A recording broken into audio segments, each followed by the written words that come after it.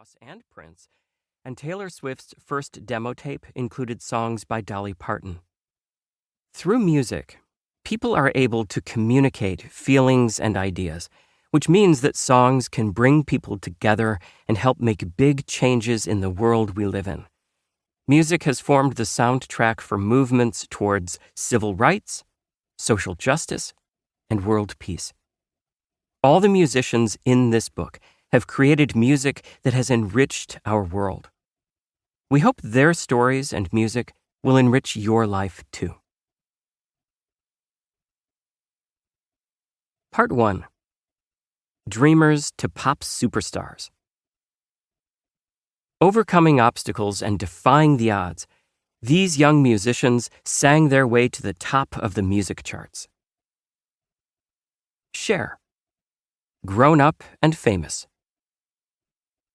Cher's musical career has spanned more than 60 years. She has had a hit song in every decade since the 1960s. Even as a little kid, she knew she wanted to be famous. Cher's mother, Jackie Jean Crouch, was born in Arkansas and grew up in poverty. After moving to Los Angeles with her father, she met an Armenian-American man named John Sarkeesian. The young couple were still in their teens when they married and moved to El Centro, a small town in California. John's father bought him 5 trucks so that he could start his own produce business, harvesting and delivering watermelons. A year after their wedding, their daughter, Sherilyn, was born on May 20th, 1946. Jackie and John's relationship had been rocky from the start, and when John lost all his trucks by gambling, the produce business idea fell apart. The couple divorced before their daughter's first birthday, and Jackie took her baby and moved to a neighborhood close to Hollywood. Jackie changed her name to Georgia, and she held down various jobs while pursuing an acting career.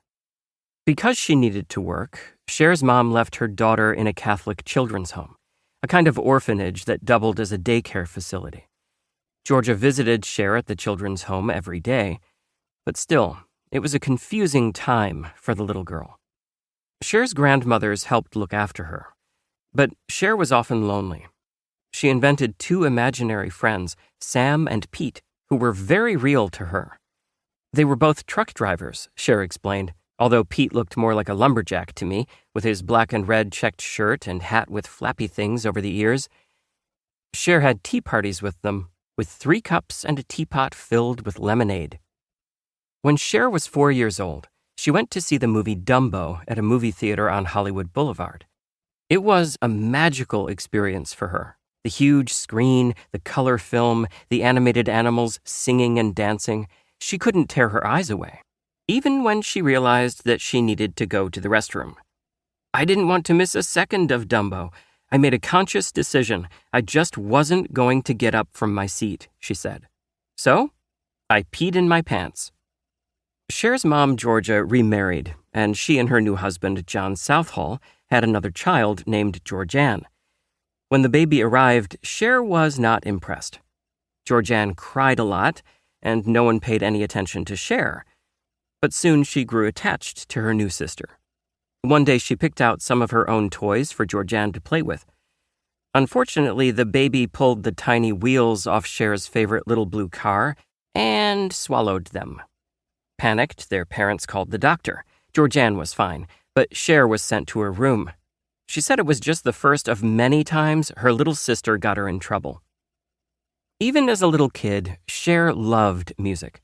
At age 3, she danced around the house naked, singing at the top of her lungs.